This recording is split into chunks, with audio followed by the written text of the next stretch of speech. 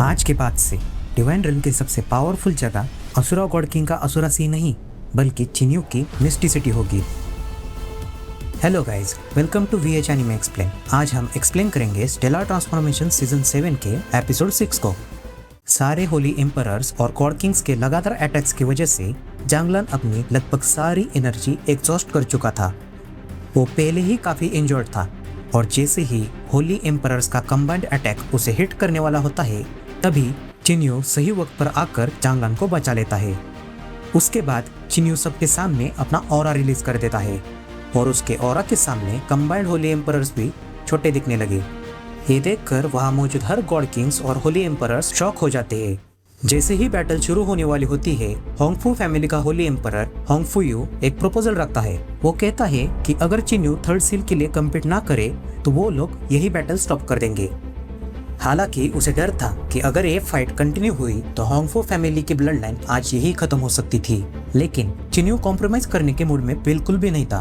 तभी जांगलन बीच में इंटरफेयर करता है और कसम लेता है कि वो अब थर्ड सील के लिए कम्पीट नहीं करेगा। उसका मानना था कि इस तेंजुन बैटल की वजह से पहले ही बहुत ज्यादा कैजुअलिटीज हो चुकी थी और वो और खून खराबा नहीं चाहता। बाद में जांगलन सबको वार्न भी करता है कि अगर अब भी किसी ने मिस्टिसिटी पर अटैक करने की कोशिश की तो फिर वो उसे छोड़ेगा नहीं। इसके बाद सारे गॉड किंग्स और होली एम्परर्स वहां से चले जाते हैं। लेकिन जाते जाते जो हो जांगफन से एक ऐसी बात कहता है जो इस बैटल के बारे में सब कुछ डिस्क्राइब कर देती है।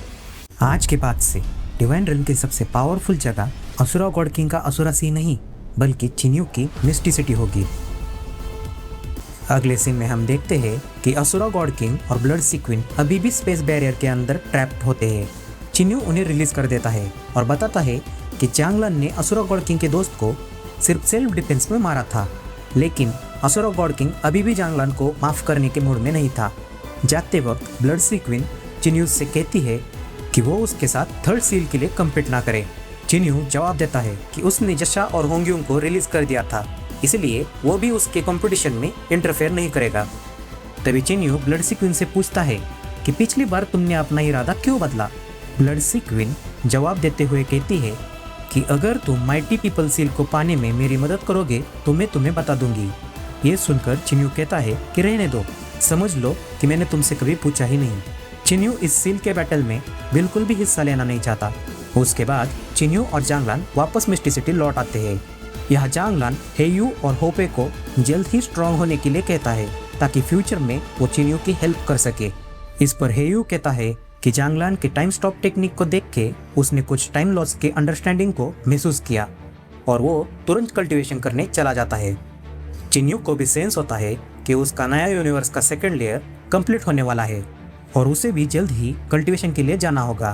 तभी चिन्यू चिनशोंग का अलग बर्ताव नोटिस करता है। चिनशोंग रोते हुए कहता है कि उसका बड़ा भाई स्ट्रांग है और चिन्यू की मदद कर सकता है, लेकिन वो खुद कुछ भी नहीं कर सकता। ये कह के चिनशोंग वहां से भाग जाता है।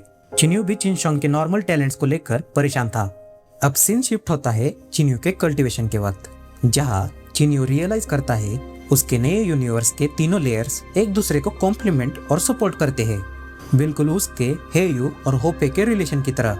और इसी रियलाइजेशन के बाद वो सक्सेसफुली तीनों लेयर्स को मर्ज कर देता है, साथ ही नए यूनिवर्स के टाइम पावर को भी कंप्लीट कर लेता है।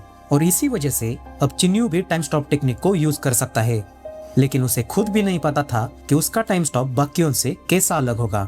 इसी बीच हेयू भी अपना ब्रेक थ्रू अचीव कर लेता है और ऑफिशियली एक गॉड किंग बन जाता है।